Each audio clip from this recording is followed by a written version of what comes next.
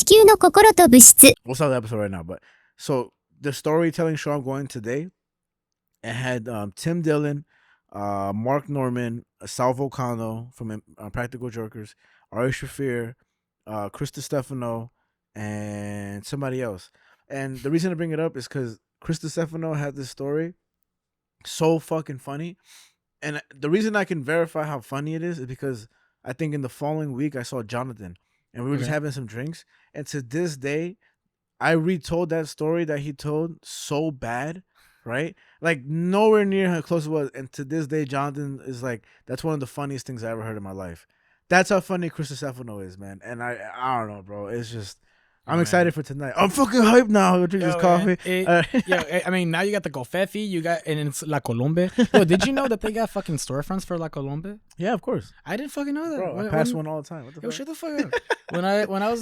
I only saw one when I was in fucking DC. Really? I like in DC, like they were like, hey, you want to get La Colombe? Man, shut the fuck up with your fucking hipster LICS, your fucking Prospect Park. Get your ass back to McCarran Park. Read a fucking book about Sacagawea.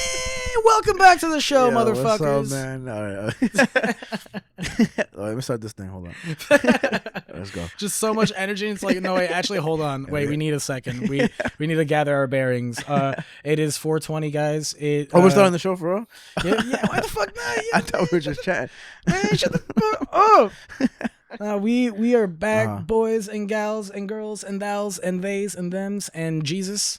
We're all back. He's back.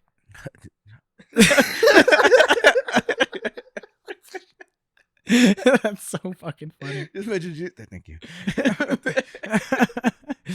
Yeah, man. And in the spirit of 420 and Jesus being risen, this is also rising from the camera. I'm gonna do a cool little like zoom in on the wide cam. Okay. I'm a dickhead because you were putting it over there. I'm like, where's the camera? Where's the camera? I'm filming it on the fucking camcorder. But I rolled myself a little cross joint, yo. And I was gonna say like real quick, back to like when I used to smoke a lot of weed, I was real fucking lazy. That's not a criticism on weed, that's a criticism on myself. And you know, you can't blame weed for being lazy because Javi is a perfect example of you can be productive as fuck, almost too productive. It's so high, you know what I mean? I'm just locked the fuck in, man. Honestly, Adderall ass fucking pothead. And I was gonna say like most potheads will look at the cross joint and like, yo, we gotta roll one of them these days, and none of them ever do. When I was at the peak of smoking weed, everybody, yo, we're gonna roll a cross joint. How people construct a cross joint, take his time. I don't know, it's weird, man, but in the best way.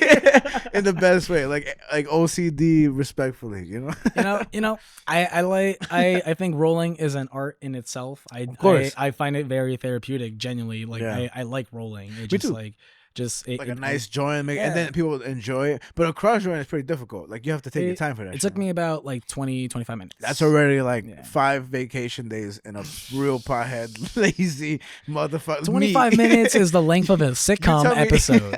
You told me roll a joint in 20 minutes. I'm requesting off. Putting my 2 weeks. PTO. I need to roll a joint real quick. I gotta go see my guidance counselor.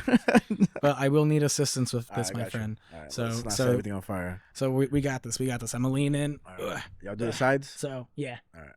Okay, with your hair. Yeah. Right. Here we go. 1, 2, 3, go.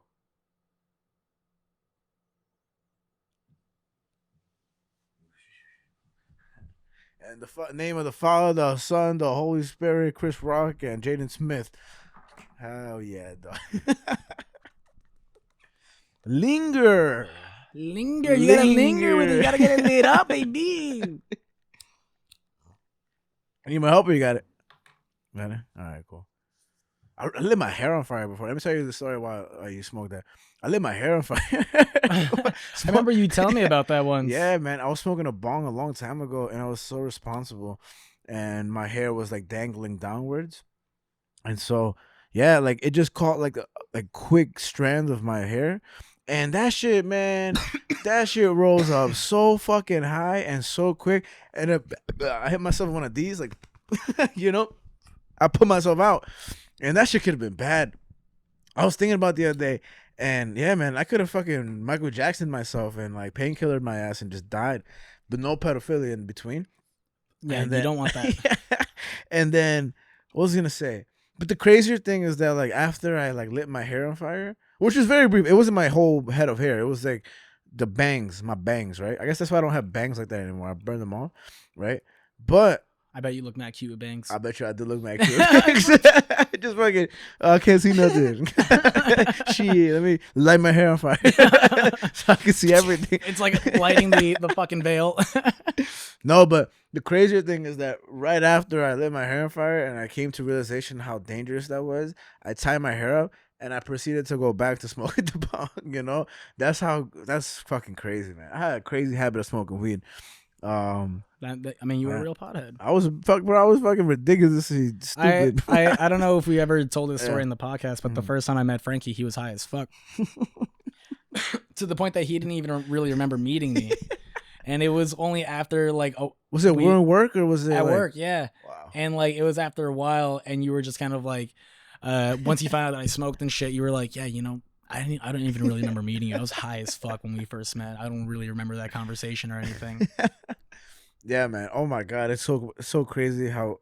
Like again, I don't look at not smoking as I don't like people who think when they start smoking they've reached this peak level of like, oh, I'm so much better now. Like, no, you're probably less interesting than you were when you smoked before.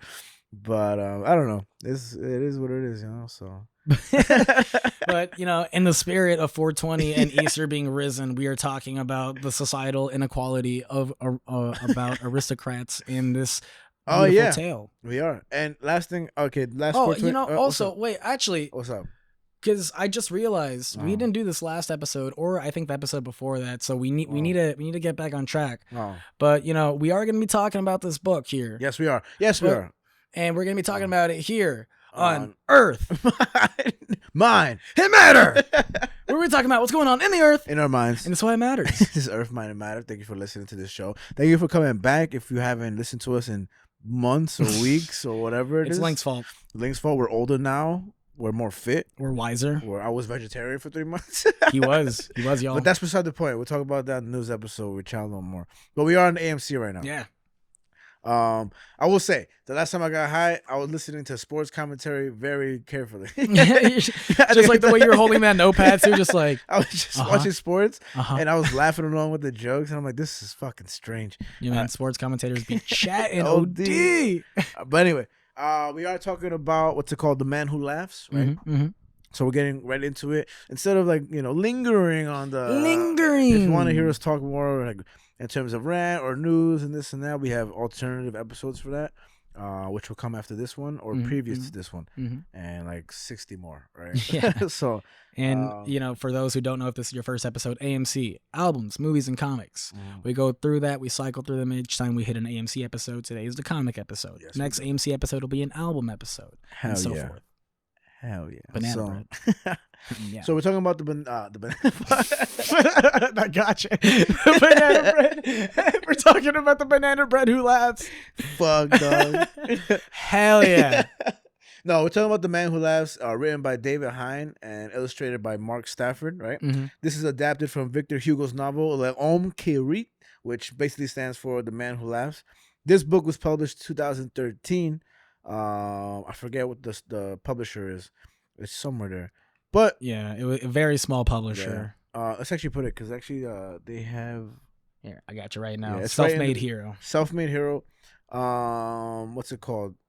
Yeah. Anyway, back to this and that. It's an adaptation from Victor Hugo's novel The Man Who Laughs, which is a French written book. Victor Hugo, very famous. He wrote Les Mis, and then he wrote, what else is called? The fucking Quasimodo. Yeah. The Hunchback of Notre Dame, or whatever it is. Very famous stories, but this is a third story that wasn't, you know, so grand in his whole, like, you know, existence of being a writer. It's like, out of those tales, if you're familiar with them, this is definitely like the more like fucked up one of them for sure, which is probably goes for why it didn't take off as much. Exactly. And his father was one of Napoleon Bonaparte's generals, and which is crazy, right? So what the fuck? If you read the indent or whatever that's called in the thing, it tells you all the information immediately. And I don't want to write the whole thing piece by piece by piece. But I don't know if you already know this now. I'm sure you did after reading it. But this story is one of the biggest inspirations for the Joker. I guess that makes sense. No, like it actually is. Yeah, Like I mean, you know how difficult it was to find this book without like having to find Batman books, like exactly. so it really does make sense, and like it's essentially in a lot of ways like the Killing Joke before the Killing Joke ever came out. Kind of, right? And that's not even like an opinion thing. That's just something that's written there, like historically. Like it's a big inspiration to when they were writing Batman. Joker pretty much arise from that. You know what I mean? I'm sure there's other factors as well. Yeah. But this being someone who's disfigured in the face by other people, and he's permanently looking like he's laughing, even though he's pretty miserable in his own self and stuff like that. Sad clown. Yeah, man, and it's fucking crazy, dog. So what's it called? I don't know. We'll go through it freely and Right. everything, but what are your thoughts on the book overall in the beginning and this and that? Yeah, I mean, I think I mentioned to you that I mentioned to you before we started filming that I actually had read excerpts of the novel in a class in college for this class called The Individual and Society, very aptly named class for this book, because just we read excerpts from it to just kind of like gauge this idea of like the tired conversation of just like how society impacts us and like makes us view ourselves and how society views us and inwards and outwards and all that talk. And it definitely, reading this as a comic was super interesting, considering like the excerpts that I read in novelization and then seeing them adapted to a comic, because a lot of times when that happens, the comics can't always be that great. Yeah, and it was definitely like sawed up a little bit. The writer, I forget his name again, my bad. I just fucking David Hine. He was saying that he wanted to, in some sense, like dissect this book and spread it across, but didn't want to massacre it in the process. So there's a lot of stuff that he included in itself, like that he added, but his goal was to really, again, get it across without really destroying what Victor Hugo meant to come across as. And it's interesting. I think it's interesting because that must be a hard task, and I'm sure a novel is so much more longer, way different toned, I mean, and different writers, different language, all that stuff. And Victor Hugo was an incredible writer to have written all these things, and I think this book in particular was pretty suppressed because it really spoke against like a monarchy and stuff like that, and it was in the beginning of the era of romanticism, and so if I'm not mistaken, that's when, again, like the idea of a monarch was pretty much like beginning to just be diminished in the sense of like, yo, what the fuck is this, Right. And basically we start a story with a boy who's is definitely like just massacred in the face. His face is all cut off. He's forced to look like he's smiling the whole time because his lips and nose are cut off. He finds a blind baby girl on the street and then needs help. So he runs into Uncle Ursus, right? With his dog Homo. Ursus to represent Beast, which is the guy. And then Ursus Major. And then Homo to represent Man, which is the wolf. I know that's what it's meant to be. The wolf is called a man's name. Ursus is called Beast's name. And then they come together. They need to make money. They need to strive, and they end up going to London. Through performance of his ugly face. Ursus is a big fan. Like straight up, it's just like he is just a show pony for his disfigured face. And Ursus is such a big fan of Shakespeare and really is trying to get this story across to other people. But all the crowd enjoys is watching Gwynplaine, which is his name, right? That's his fucking name, right? Yeah, Gwynplaine. Gwynplaine. He's the one disfigured in the face. They just enjoy watching his face and laughing at him, and that's what they pay money for. And the reason I brought this up before we started shooting is I watched David Lynch's Elephant Man. And do you know about that at all? I don't know. I don't know what the movie's about. I've only ever heard of it. But do you know the story of, because it's based off a true person and stuff like that? I know. No? Man, it's crazy. The Elephant Man, quick side note, is based off a guy called John Merrick, who's basically deformed like a motherfucker. I'm sure you've seen pictures of him. Okay. No? You ever seen pictures of John Merrick? I think I know what this is actually, because I think it's a famous story. Tale. I think what story? Family Guy like made a joke about it at some point where it's like they're having like a picnic or something out in the park or some shit, and it's like she's blind. No, that's a different movie where she feels his face and he's like, oh my god. No, that's a different movie I've never watched either, with like a redheaded motherfucker. No, this movie is like, it's a guy who had elephantitis, who had this like disgusting looking face and whatever. And he was just basically like a show pony. He was carried around to be a freak. And then the guy, he was like, this is all he can do. But in reality, like, he could speak English. Like, he was able to talk. And there's a very famous scene where he's being chased by a bunch of people on the train. And he's like, stop! like, I am a man, I am human. It's John Hurt plays the Elephant Man, and Anthony Hopkins plays the Doctor. Okay. It's an incredible fucking film. So it's basically like Frankenstein, pretty much, and it's basically parading someone who looks insane, and showboating him to make money off of. And in that sense, in that film, and in that story, because it's based off a real person who lived like that, that was done selfishly. The guy who found the Elephant Man, he was kind of using him in a dirty way, like kind of forcing him to perform for other people. Whereas here in The Man Who Smiles, Gwynplaine is kind of being treated amazingly by Ursus, and taken care of with Dea, who the name stands for divine. Even though she can't see, she still is very like beautiful and can, whatever. right? So there's opposite spectrums, and that's also another similar theme within Frankenstein too, where it's like there's a whole section where the monster is kind of like pseudo living with this family. Like the family doesn't know that he's there, and they think like some animals just keeps taking their food and whatever, and like the kid of the family thinks he's like his imaginary friend or whatever. So it's like he starts reading and learns how to read and all this stuff. He sees like the beauty in people in that moment, and then once they see him, they're like, hey, Jesus Christ, man, get the fuck out of here. Yeah, man. And so basically, fucking, they're making money, they're doing this, and they're like, they start making money, and then they're like, yeah, but we need more. So they end up going to London. And ultimately, they get into this whole situation with royalty, and it's a lot of complex in and outs. So we won't really break down that and like spoil everything, But I don't know. Like I feel like when I read the book, I had so much to talk about, but there is so much about it that I really did admire, and I'm trying to find a good way to enter, this story. I mean, I think in general for me, like, because already having the context that I had of reading the excerpts before reading this, I kind of already had a general sense of what the story was about. Because when you first sent me this, I didn't know what it was. But then once I opened it up, read it and whatever, and like I saw that it was by Victor Hugo, I was like, oh wait, what? Yeah. And I was like, I have read parts of this. Exactly. And so, because it's not a groundbreaking tale or anything. Yeah. It's a very like common tale that's told throughout history for sure. And it's just what I think this book does so well overall is just like the very strong political themes that run through it. Yeah. Like they can still hold strong today, especially like it's very applicable. Yeah. And it's just, it feels very timeless. And like, even say, if you look at something that it did inspire, like the Joker, and if you look at like the Joker movie, it's like, you can try and say they were also doing the same thing with that, just way more blatantly. Yeah. And then and of course this falls into the Joker movie with the wealth gap and stuff like that. Well, whatever. Spoilers are going to be here anyway, because we're going to talk about the book, right? Yeah. But the speech he gives at the end, right, where he like holds his like lip together to make his disfigurements now look as and everybody's listening to him, and he's talking bad about the royalty and how we shouldn't give $10,000 more to the people and this and that. And it's so crazy, man, because I mean that holds true. And then when his disfigurements are finally shown throughout his speech, because he's telling it so like grand, then they start laughing at him, because they're like, oh, of course he would never talk bad about the royalty, he's just joking and this and that, right. Like and it's I don't know, like we almost do that to people today. It's a satire. I mean, you do it to me with the environment. Well, yeah, because it's ridiculous. Man, this is dank as fuck.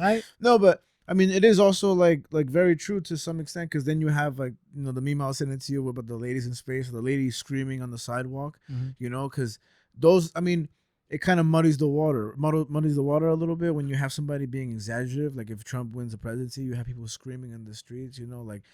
What's that gonna do? That's also a very like reverse kind of way of doing things. You know what I mean?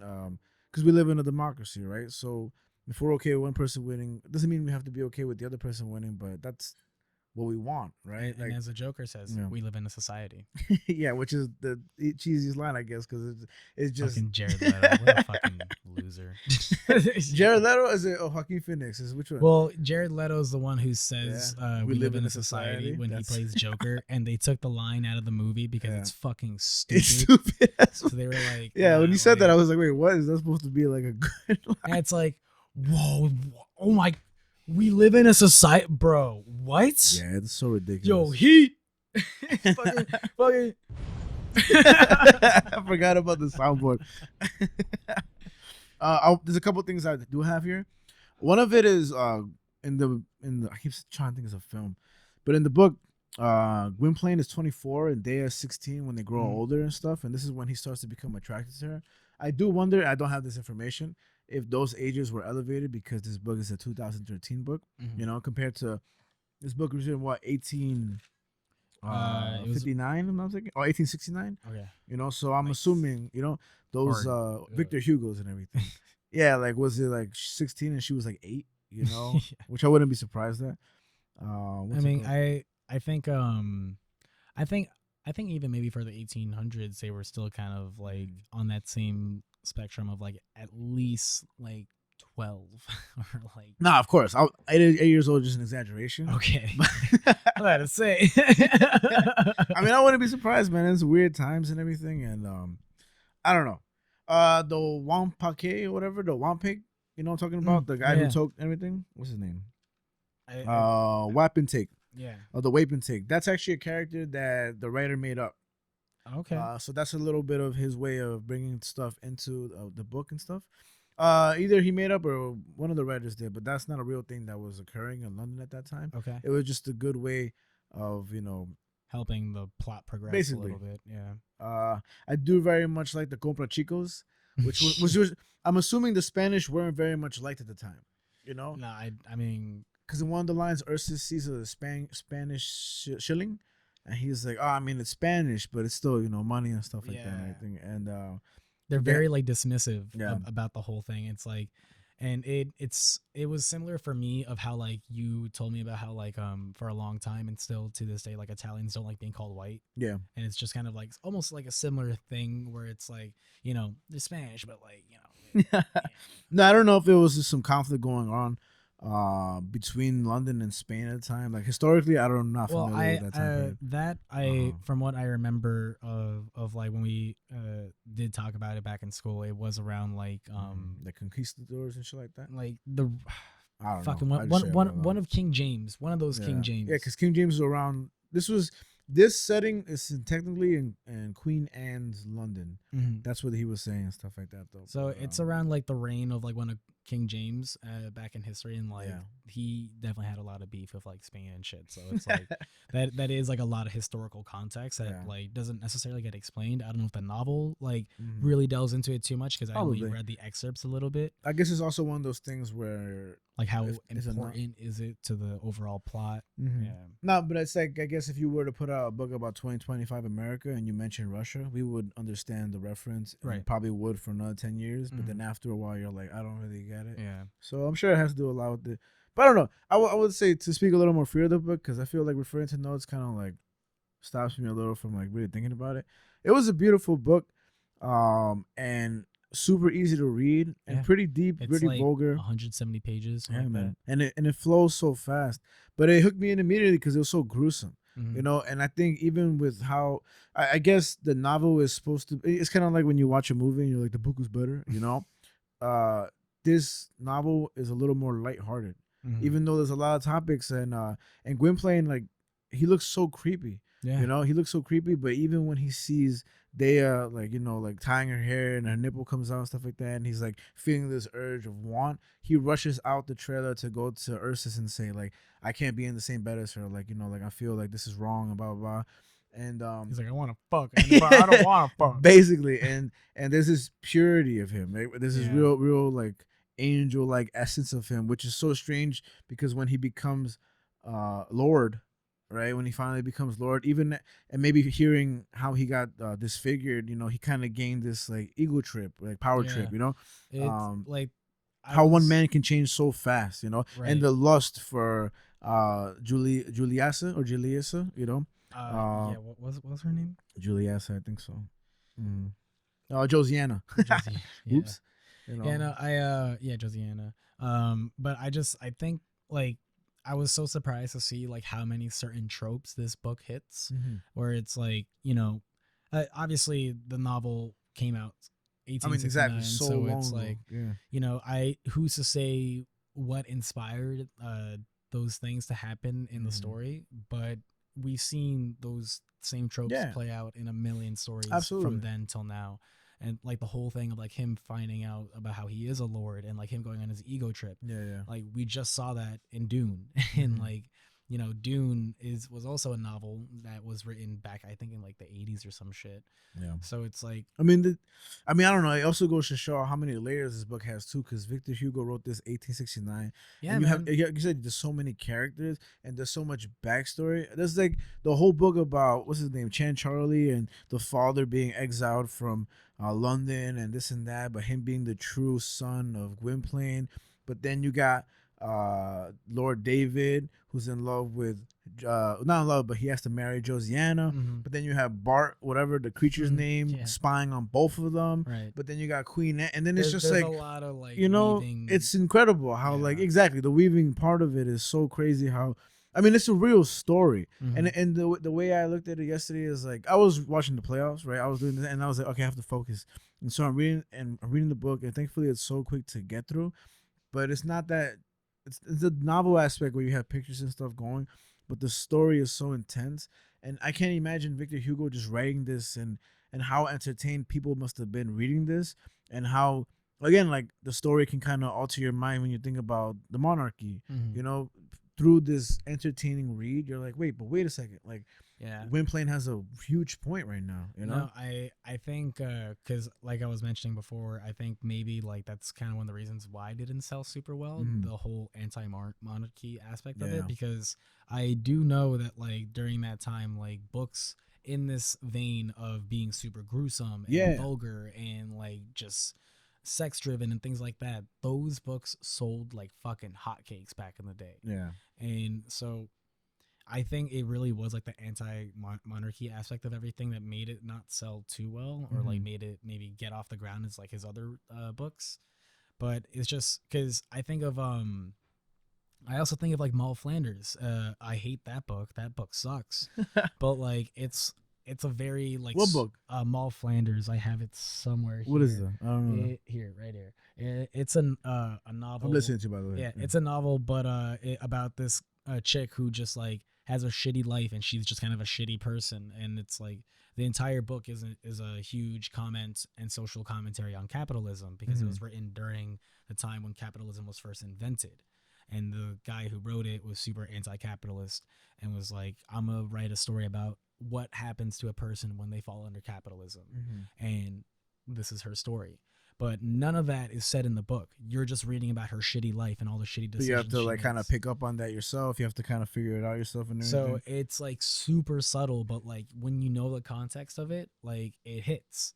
And it's just I compare it a lot to like The Man Who Laughs, where Victor Hugo just very clearly like knew how to better portray that aspect of being anti-monarchy, anti-capitalist, like anti just fucking government, whatever. And it's like he knows how to portray that very well and tastefully. I think it's not like in your face. Yeah. It's not like, you know, down with the man. It's just kind of this sort of outside perspective that just says, hey, you know what? Yeah. This kind of sucks. Pulls on your heartstrings first, and then you have the moment of realization afterwards and stuff like that. Because the speech he gives is pretty blatant in terms of against the, you know, not wanting to give, you know, the monarchy an extra 10,000 pounds or euros or whatever it was at the time.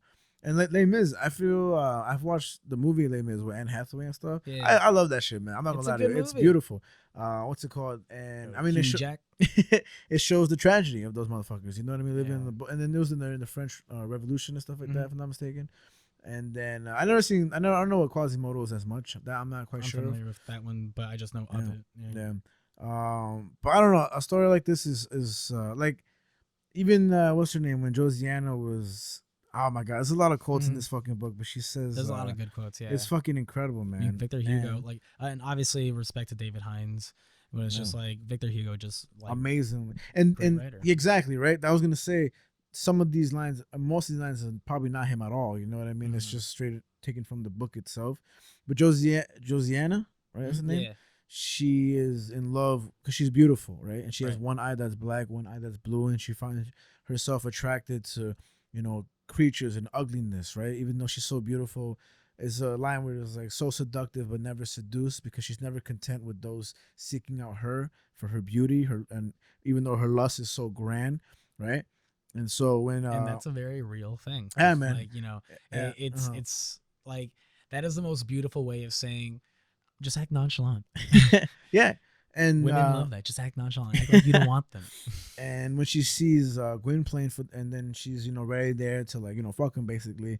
She looks at him and holds him, and she says, "The monster you are outwardly, I am within. Look at me as if I were a mirror. Your face is my mind." And it's like, God damn, man, it's such a beautiful line, and how she's so in love with him, even and he can't understand. He's like, why, why he was not even willing. He's like, to be me? with, yeah, he was willing to not be with Dea because he felt bad that she couldn't see him, and if that she could, she would not fall in love with him. Right. And that's when Ursus tells Gwynplaine, he says, "You're mistaken, kid.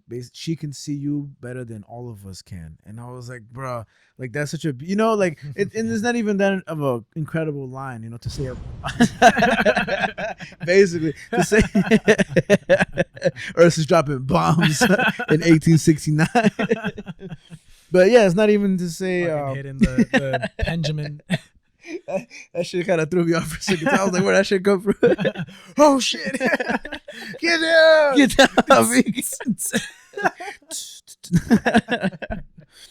But there is a lot of lines about monarchy as well, where Gwynplaine, if I'm not mistaken, he's the one that says, on page 57, "The paradise of the rich is made out of the hell of the poor." And then another line on page 70, where I think this is where something about revenge, right? I think Bart, the creature, he wanted to just do all this shit. Like, he wasn't even doing it for revenge. They say it is out of just hatred. Yeah. And so the quote is, yeah, he really was. He really was just dickhead, right? Just a fucking dickhead. And he said the reason they did it was, quote, "It was the purest form of hatred, hate for the sake of hate." Mm-hmm. And then I like this line a lot. It's on page 83. I think Gwynplaine was telling Dea how much he loved her, And then Ursus says, "Shh," like basically, shut the fuck up. He's like, to declare your love too loudly is to invite evil. And I don't know, man. I thought, there's a lot more lines I have, I guess. And it's just things like that where it's, again, like going back to the idea of like how much of this were already like tropes at the time, or like if Victor and I'm sure Hugo they were helped like create these tropes, because like a lot of these lines are very reminiscent of lines that you hear even today. Oh yeah, and it's just it's just such timeless writing. Yeah, like he fucking killed it, dude. And I think that's the beauty of writing and the tropes that you're mentioning, is that like these aren't even like, it just takes until someone puts it down to create a track record, right? But really, these are things that we all just feel naturally as human beings, right? Through interaction, through lifetimes, through like love or terror or suffering, And I think that's why it's so crucial to like really look at art as not just this thing that you create. Like, you don't just make something and think, "Oh, I'm the origin of this being out there." Like, no, you're the one that was able to just put it in someone's face in the way they understand it. Right. But to some people, they might not even get what you're saying, Like, you may be an artist, like there are many who only get famous when they pass away because they didn't understand you at the time. You were like ahead of your time. And even I made a joke recently at work, because like I at the clinic I'll do like doodles on the board and stuff, like themed stuff and whatever. And like I made a joke recently where I was just like, man, everyone's a critic. Like, it doesn't matter what I put. Like, no matter what. Like, I was telling Alicia and Joanna, it's like I really feel like Squidward, where it's like no matter what I do, I throw anything up there. Like, you fucking, could have done this better. You could. Yeah, someone's gonna have a question. Someone's gonna get confused. This and that, whatever. So I was just like, nah, like everyone's a fucking critic. And so I fucking did my thing for spring. Yeah. And it was like I did like grass, sunny sky, sun, a bunny in the front, some flowers, and I said happy spring. And I purposely didn't put happy Easter. Yeah. And I didn't do that because I knew someone would say something after Easter would pass, being like, "Oh, now you got to update it." So I said, you know what, let me just generalize it and put spring. Yeah. And then one of the nurses came over and she was like, "Oh, like, I should have put Easter because it's going to be Easter." I'm like, "Yeah, but when it's not Easter, then you're going to say I need to put spring. So what do you want?" Like, that's why the bunny's there. Just put an egg. Don't you see the bunny? Just fucking put an egg in there, baby. A bunny's good too.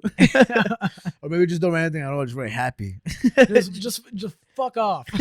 Just put fuck off. I don't know. I think to be an artist, you have to be very selfish. you have to do what you want, right? You have to put out what you want and everything. And I think one of the coolest things about the book is that when they criticize the royalty, like, you know, everything, Ursus says, he says, yo, pipe down, because the queen has spies everywhere, you know. And that's crazy to think. Like, it even reminds me of now, where I don't know how true this is, but, you know, because Instagram posts are all over the place, especially now with Trump as president. They say, like, when you go to the airport, like, any hate that you spewed about the current president, they can look through your phone. And and again, I don't know how accurate this is, right? But they're saying, like, if you've criticized the president at any point, like, it can lead to repercussions and to some extent and everything, which is crazy. You know what I mean? Which I don't, you know, I don't know how the fuck that would happen. But yeah, I mean, it is. It's also reminds me of, like, the ads that were selling abortion pills that got silenced by Meta, right? And then Meta was like, "Oh, bios are bad," but it's like, you know, even in another context of that, it's like with Meta too. It's like they do that type of thing where, like, if you say, "Hey, hit the link in my bio" or whatever, if that gets put in your post will kind of get flagged by Meta to not get as many eyes. It's what is it? It's a ghost. What is it? Shadow ban and everything like that, basically. Because like me, and that's why even on Meta, if you try to like open a website on like Instagram or whatever, it opens up in Instagram instead of your web browser. Because at the end of the day, you're still gonna be on Instagram. Tracked that's what and they everything. want. And even Seth Rogen just put out an ad for Houseplant. For a new, like, drink that has, like, THC in it, and he's like, the ad is literally this. He's like, "Hey, this you know, I can't do a laugh. I wish I. That's bad fucking funny. that's how Seth Rogen sounds to people who don't like his laugh. Because I saw some comments, they were like, "What is that laugh?" You know, that's what do you? That's what he's famous for. What's that Wario laugh you sent me? Anyway, he has an ad, and basically the ad is him saying, like, "Hey, I have this new carbonated beverage with something that'll make you feel really good that I can't say because of this stupid app." And he's like, and then what does he say? He's like, "And I also can't say this because it'll make you feel a certain way that I also can't say because of this stupid app." I did see this actually, and so interesting how, like, even someone who's so known already for promoting, like, cannabis and already huge in the industry, and for, you know, so many states that are already legalizing so much, and Europe, who's already been legalizing in certain sections, you know, that you're still, just because of certain baby states who are so dumb. Baby states. Yeah. Oh, I'm Alaska. Facts. No, Alaska, you can smoke weed. I bought edibles there. Oh, I take it back. Don't hate on Alaska, bro. Shit. What's it called? And yeah, so I don't know. I also this is just random. This beho. What's it called? I saw a little post that said basically, like, it was an old lady, and I don't like when people come at. Like, I don't like hating on old people, but this old hag, especially an old lady, like, the young person was asking her, and she was asking her, "Hey, like, you know, would you let your daughter, like, use hormone, like, whatever, blockers and stuff?" Right. And the grandma was like, "Yeah, like, I would let her use it. You know, she felt like she needed to be this at this age, and she's a teenager. Like, I would 100% let her, and this and that. And I think it's important." And she's like, "Oh, okay." And then the young lady asked her, "Oh, but would you let your daughter get tattoos?" And she's like, "Okay, like, I wouldn't let none of my sons or my daughter get tattoos. I just think it's just something that's, like, way too crazy and irreversible." You know, and she's like, "Oh, but you don't think, like, hormone blockers are reversible? Like, changing, like, you don't think a big decision that's irreversible is changing your gender?" She's like, "No." And I'm like, "What the fuck?" You know, like, that, and it's like a nice old lady and stuff like that. And I'm, she's got the biggest smile. She's the grandma who laughs. Exactly. And I think everybody saw the whack and the outlier, whack, like, whack. Hannibal Buress. I think everybody is just becoming outliers rather than just being rational. And and even saying that is an outlier way of thinking, because to put everybody under this blanket of being insane is crazy. Because I'm not normal. Nobody's normal, you know. Yeah, I always feel weird when people say, like, well, yeah, because, like, you know, like, people's opinions suck. And it's like, I mean, that's kind of a sucky opinion. Exactly, right? Because that's everyone. You know? But everybody's so opinionated. And yeah, it's just that's just what it is. Like, you just need to, like, take it as it goes sometimes, which is unfortunate. And, like, but I mean, like, even in that same aspect, like, I was having a very big discussion with someone about, like, capitalism and things of that nature. same time as like throughout the week reading The Man Who Laughs, Mm-hmm. just because my friend, they were just like super like done with just like work. They're just like, I hate working, it makes me miserable, I just can't do it, doesn't matter where I'm at, it makes me miserable. And I was like, yeah, but that, like, trust me, like, I get it, like, you know.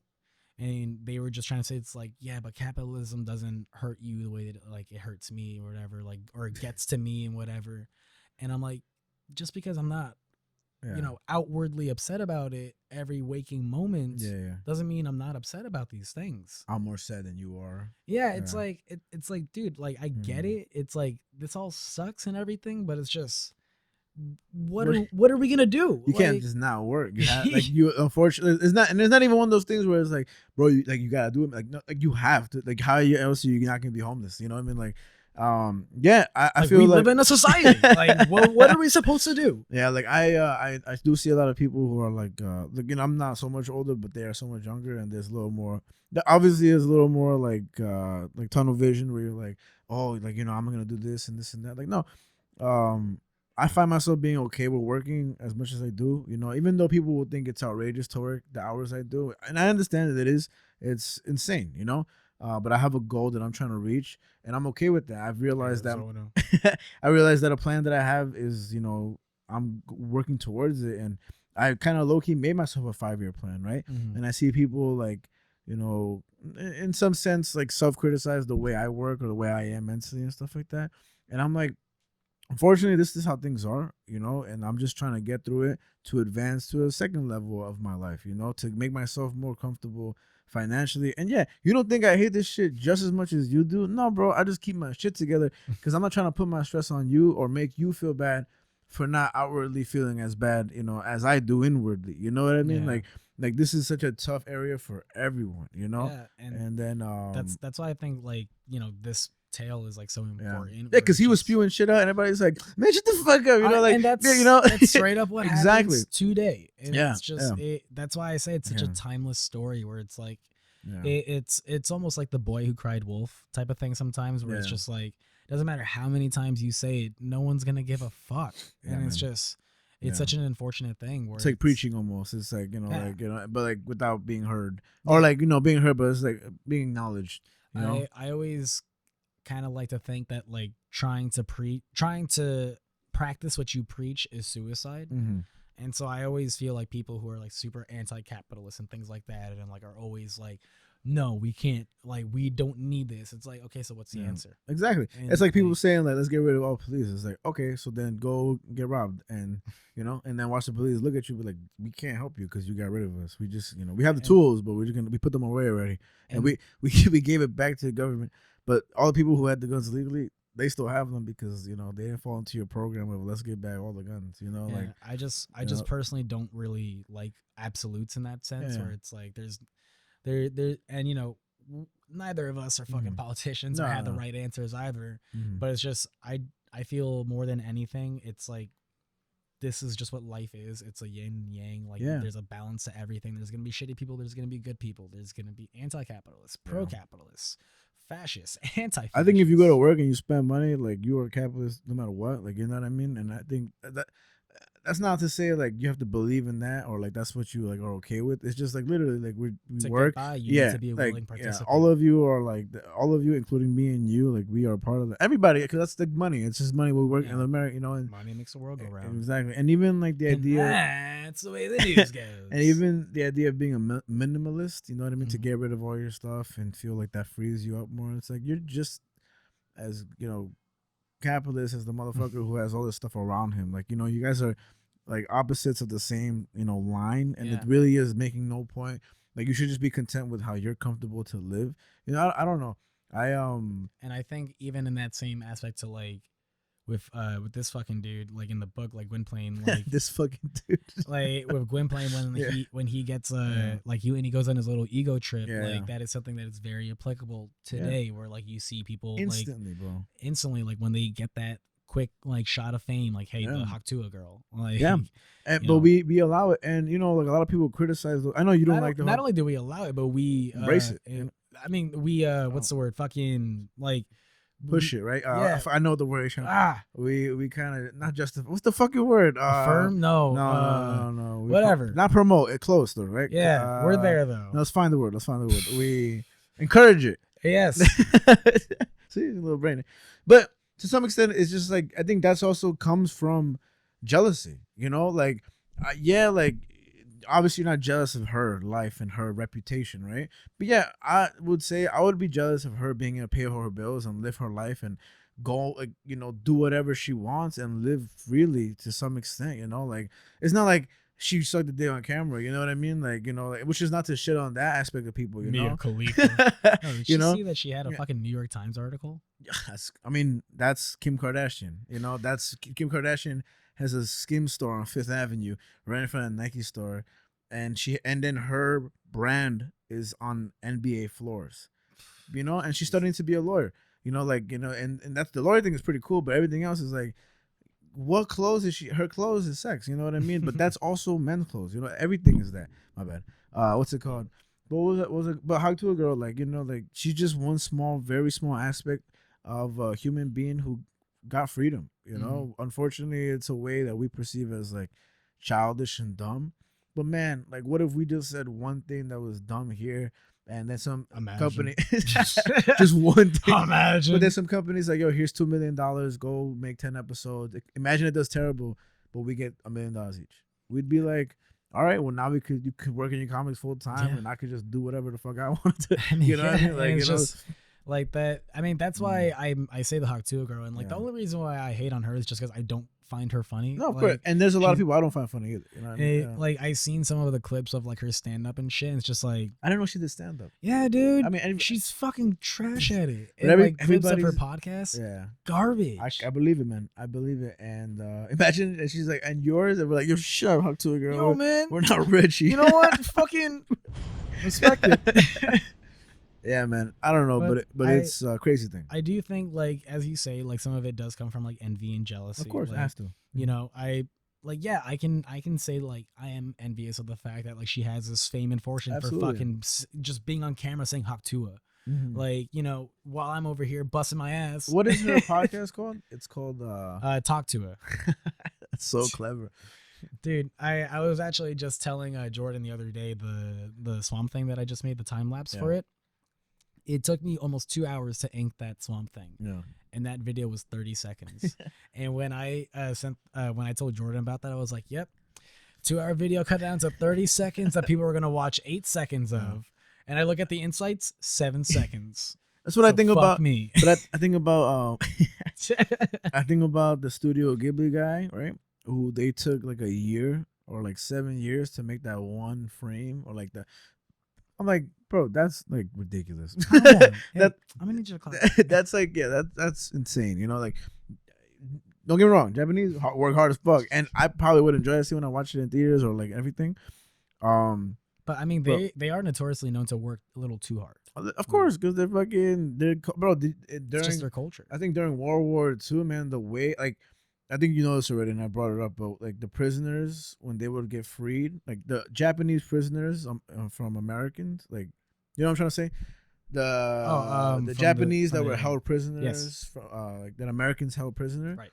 When the Japanese freed them, they would kill them because they were like, you shouldn't have got caught in the first place. And then seppuku or whatever, like, you know, killing yourself because you're like, they're so, like, in that time period, of course the Japanese were insane. You know what I mean? Like, they were just so wild with how, like, and almost like dictatorship their control was over their people, you know. And like, you fast forward to modern day, and so you look at like they are like manga artists. Like, I don't know if you're familiar with how like much like manga artists like work hard. Bro, we talked about One Piece and Ishiri. Getting sick. Yeah, bro, he worked his ass off through everything. He didn't even live in the same house as his wife and kids, and in the hospital he still drew.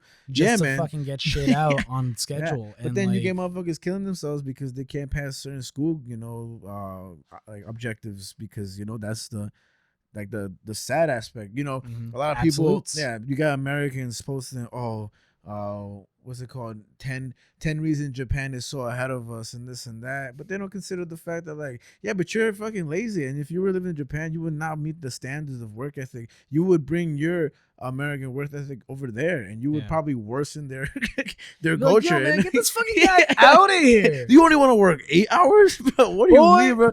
8 hours sounds lovely, actually, but boy.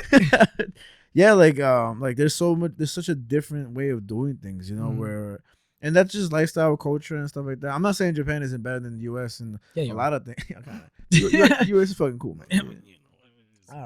I don't know. It's such a weird world where everybody's doing weird things, but back to Victor Hugo and the whole emphasis he had on the wealth separation. Yeah. I mean, now more than ever. I mean, not even now more than ever. It's always been like that politically here.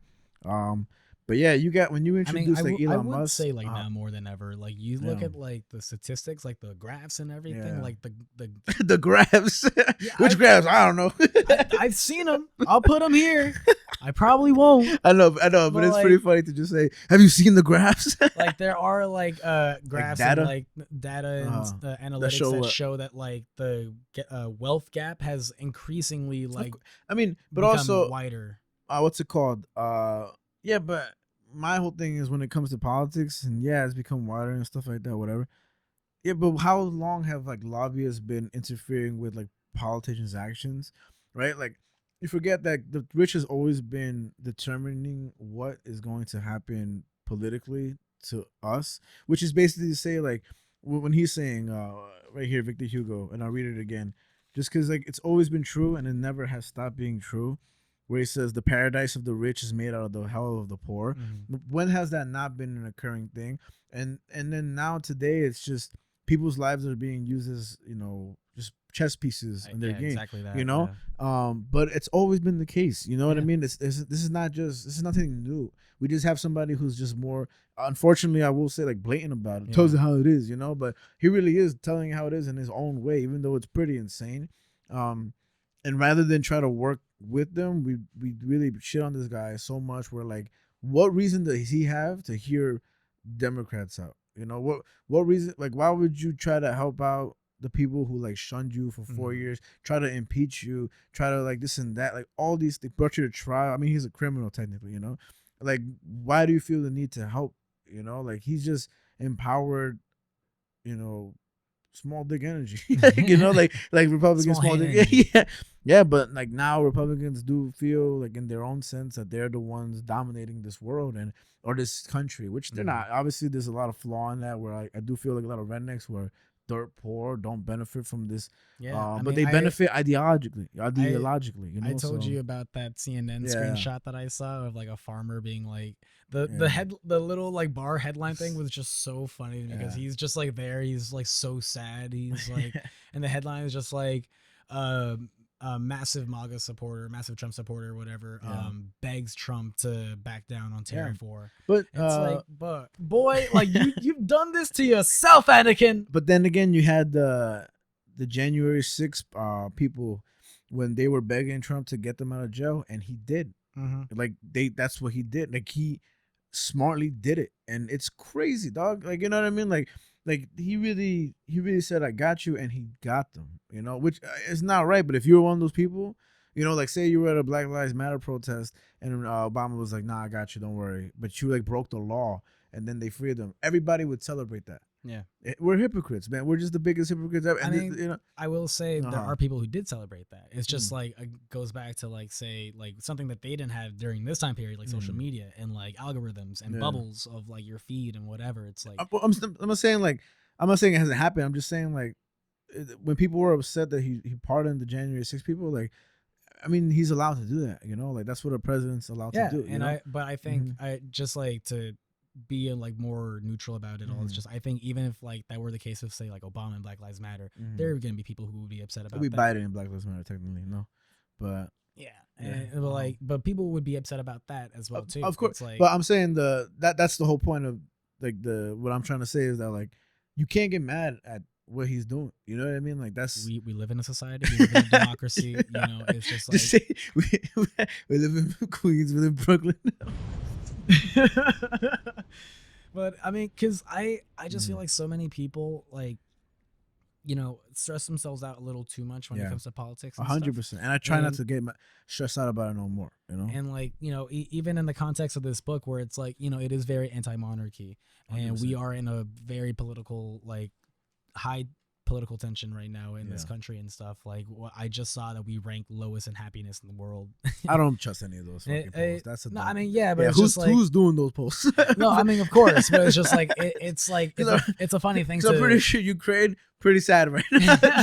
You know what I mean? Like, it's crazy to think we're here shooting a podcast, motherfuckers getting bombed, and we're the saddest. Come on, dog. Yeah, no, that's crazy. It's just. But the fact that those type of things are coming out just goes to show there are a lot of eyes on us, and it goes back to that conversation of being in a bubble and all that stuff where we think the whole world revolves around us. But so do everybody else though. Well, because we've talked about this before in the show, but as Americans, we are even more that generally statement ethnocentric than not. But that statement in itself that we think the whole world revolves around us is just I don't know, bro. Doesn't it? I mean, it's just you say that, but then it's just I mean, to you though, right? Well, our worlds revolve around us. No, I mean, it's that idea of it's my world, you're just living in it. It's your world, I'm just living in it. It's the truth. Yeah, it's the truth. Why would we not think that? You know what I mean? Yeah, but I have seen and learned about how that level of ethnocentricity is higher in Americans than other people from other countries, and it's just I don't think that's true. I mean, I'm just saying. I've seen the graphs. I got the graph. You seen the charts? Don't you see it right here, Frankie? Have you seen the tables? The data doesn't lie. they tell the truth, dog. But it's just I've just read a lot about that and have looked a lot into that because that's very anthropological, anthropology and things like that, the study of culture and humans and all that shit. And it's just I've looked into that stuff, and I do think it's that whole concept of how the whole world revolves around of us is a worldwide thing. Everyone thinks that. Yeah, wouldn't China have that the highest with the highest population, and then it would happen more there with the communist thing and stuff like that? Well, it's because it's that idea of you are right in the sense of there are a lot of eyes on America, where it's a lot of I see jokes on Reddit all the time during the elections where it's people on Reddit are oh great, that time of the year again where I have to fucking deal with American politics even though I'm not an American. And it's we are constantly spewing our bullshit out to the rest of the world. Well, we are affecting the world also, you know what I mean? Yeah, literally economically and and that's why I say you're right in the sense of a lot does revolve around us as a country in this world. But it's also in that same sense how you were saying there's no way we're the unhappiest in this world. Yeah, because I don't think that's true at all. I think it's ridiculous because there's people living in real fucking tragic. That's when people were oh, I can't wait to leave this country. It's yeah, bro, but where are you gonna go? Because that's why I say fuck the planet. No, but the whole thing with the tariffs and then China saying we're gonna just tariff you back. Bro, I'm terrified of China, bro. I think people great, all that stuff and everything, but militaristically and then all economically and stuff, they're just big bullies that I'm just, even Russia, both of those motherfuckers, crazy to deal with both of them. And it's so crazy to just play around, Trump going on TV and talking to Zelensky and just kind of shitting on him, and JD Vance just being this little bitch on the background. He's well spoken though, he's very well spoken, but just being this little backup, I got your backup, and he's just they're not saying smart things, and it's just I don't know, man. But again, it's no better than Biden pretending to be this angel, or Kamala Harris just smiling, or Obama just speaking very well, or Hillary Clinton just being this garbage person, this garbage, complete gremlin little hoe, God, terrible person. I can't believe a whole country wanted Hillary Clinton to run just because she has a vagina. You know what I mean? That was the whole reason. Go to the polls. That was the craziest thing of all of us. And I'm not saying I'm happy that Trump beat her, you know what I mean? I'm not saying that at all. But it's so crazy how there's a bunch of Democrats completely disregarded what she talked about black people as and gay people as, all this stuff, She's such a hypocrite. And you guys will pull up any any Trump quote, and then you're oh, but he said this, but you won't look up Hillary Clinton shit and be oh, well, yeah, nah, that's why I say what I say, not because of I don't. No, I mean, I will to kind of like tie it more into like what's because Yeah. all of this It's connected. happens Yeah, in yeah. the fucking book. Yeah, because we could stress the story, and it's a great story, and as much as you're right, it's connected. It's true because it's something that does relate to now, and I don't know if Victor Hugo would agree with us 100%, but he would definitely be like, yeah, fuck the higher class, of course, because like, they're shitting on all you guys right in front of your face. You know, it's like I feel like Victor Hugo would probably get along with like Karl Marx or something, and it's like maybe, you know, or like they would either love each other or hate each other. You know what I I don't think think? there's any in between for the two of them there, but it's just I think in general, like this whole conversation that we're having about our current state in the world and everything is very applicable to what happens in this tale, where it's just being very anti-monarchy. I think about you haven't seen it, but there's an amazing monologue in Game of Thrones in season 6. I think so, or season 4 or 6, with Tyrion by Peter Dinklage, his character. Yeah. He has the most intense monologue that's like 6 minutes long. Nice. It's so fucking beautiful. Little William Dafoe. Yeah, it's such a beautiful fucking monologue. I've dead ass have like just watched that monologue like on YouTube, just like I bet it's good. He's fucking awesome. I just never thought about that. And it's just his whole monologue is going against everything that he was raised on. Because like the whole, like, without spoiling anything, you know, it's an old show at this point, whatever. But it's like without spoiling too much about it, like he's born into a very rich family, and that's like in the first episode, bitch. Like he's just like he's part of a rich family, but like because he's a dwarf is what they say. He's very shunned by his family for that reason. He's still shunned to this day. Okay. And so by Six Flags roller coaster. Not King the Ka. But he okay, pour one out. But he the graphs. You see how many times King the Ka has broken down? So funny. Have you seen the charts, the graphs, the statistics? The data doesn't lie, Frankie. It's just there's so much stats. my bad. Continue. But in that monologue, he just like finally he's on trial for something, and he finally explodes like at the trial, and he's just like, it just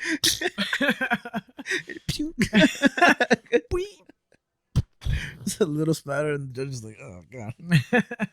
It's like little William Dafoe. Little Willie. But he finally explodes and just like goes on this 6-minute monologue, just basically like talking down the system, his family, the monarchy, all this stuff. And he's just basically like, fuck you guys, I'm giving him. And it's just such a fucking sick, amazing, beautiful monologue. And it was super reminiscent of the end of this book, where it's very much of that same vein of just like, you know what? Like, fuck the system, and no one cares what I'm saying because all you guys think I'm just some freak. Yeah. And I was gonna say, I think my closing statement for this like book altogether, which I think really wraps it up for me, is that I think Victor Hugo wrote this book with the like almost like a disparity to like give a message out. But what this book really works as is like what every rich person would love to give a poor person to read, because at the end of the day, like it gives you hope, and at the end nothing changes, and it's like the rich are almost laughing at you for reading this book and being like affected by it. Like even the rich listening to this conversation would probably laugh at us, like, you know? Yeah, like look at these fucking idiots, like they're changing nothing, and like I think that's ultimately like the tragedy of this book, where like if you're reading it and it's you're straight up a tragedy, that's what it is. But if you're reading it and you relate to it, like you're the man who laughs because you're delirious that you think anything will ever change again. I guess in this classism. And I don't know, you know the guy who walks around and asks people like, oh, in rich cars, like in very expensive cars, he's like, oh, what do you do for a living, right? Oh yeah. I was walking up around like Fifth Ave, which is like, bro, I mean I've been around, I've been around it to deliver like boxes and stuff like that, and I've seen the inside of these houses and they're crazy. But I was there and I was thinking, I was like, I wonder if you go up to like people around this area and if they will allow you to talk to him, because I saw this guy parked up.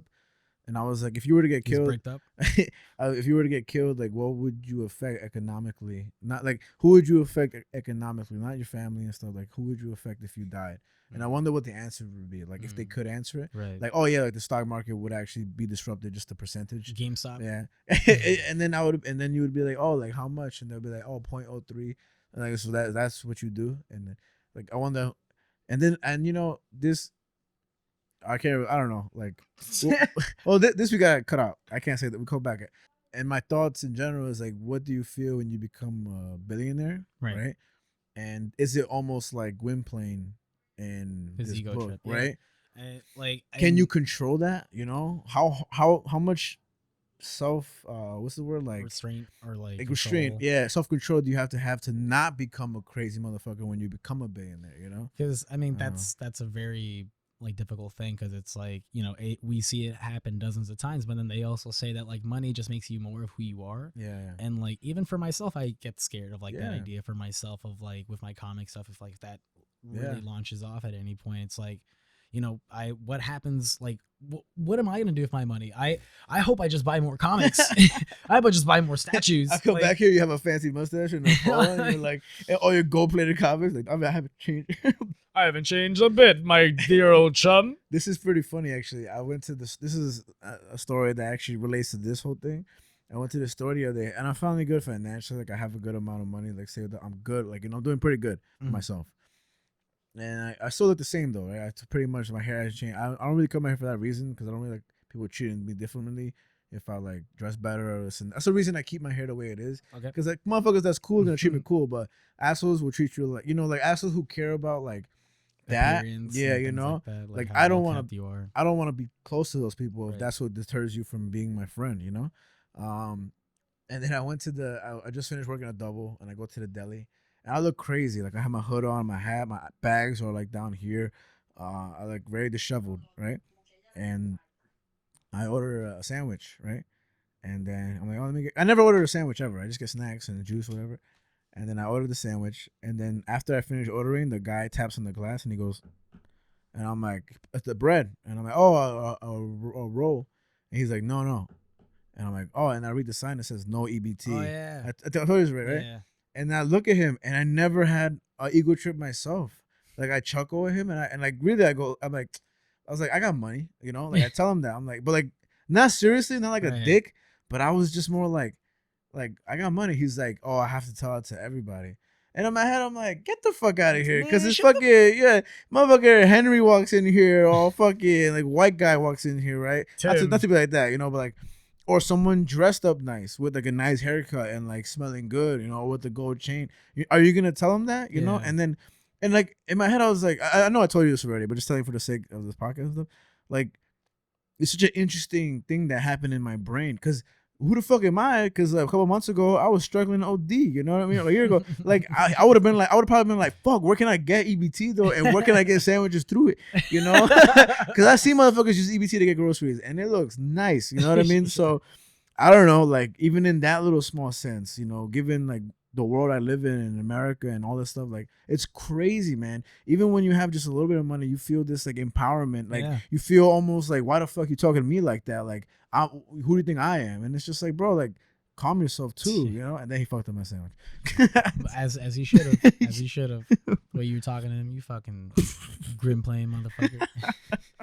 Yeah, man, it's so interesting, bro. I mean, I guess that shows you the beauty of the book too, right? It makes you fucking chat about the economic state of the world right now. You know, man, I'm just so tired of talking about, oh, have you seen the latest episode of this and that? I just want to talk about what's going on in the economical state of the world right now. Like, is that too much to ask for? Can you imagine James would just get ahead and he just like, you know, this is great and all, but really we should. He's like, yo, shut the fuck up. It's like having the best time of our lives. And it's just Jaden's just like, yeah, but did you guys see what happened in China? Did you see what happened by box water? Man, I saw somebody drinking box water that he is a brand of. Mm-hmm. So dumb. But so dumb, bro. But my friend Chris called it a long time ago, like in middle school. He called it. He's like, yo, box water. And we were like, man, shut the fuck up, Chris. And now box water is everywhere. Yeah, but don't get me started on black water. Yo, all right, we got to end the episode. I'm so dead ass. So there's holes in the water. Handcuffs on the water. Okay. It's dead ass a thing. Black water. I know, the charcoal water. Yeah. That shit's stupid, bro. That shit's dumb. It looks so gross. Like, what? Just kidding about the handcuffs and the whole thing. That's not funny. We could say Mexican water. It's water in cage. It's a Mexican Coke. It's just horchata. I think overall, like, for anyone, white water is just a police badge. Whoa. Daddy, chill. I need you to take 2 steps back, Turn around, get down on the ground, and don't do shake that nothing while ass. put. He's gon' give it to you. He gon' give it to you. He's gon' give it to you. He gon' give it to you. I was gonna say handcuff you. But damn, now I don't know what came over me. now I feel like if I say I handcuff you, I'd have to hit me with the. Shout out Victor Hugo though. I'm sure he would love this. Oh yeah, like He's in his fucking grave like these dumb motherfuckers. He's rolling so hard in his grave right now while I roll another one. Meow. Jesus. Shout out Jesus. At the end of the day, y'all, just gotta remember, don't be like Victor Hugo. Yeah. Don't write masterpieces, because Don't when write, you do, don't. you're gonna end up with having two idiots like us have a podcast hundreds and hundreds of years later in the future Oh, yeah. talking about bullshit. Hell yeah. That was Earth, Mind, and Matter. Thank you for listening. Peace. That was bad funny.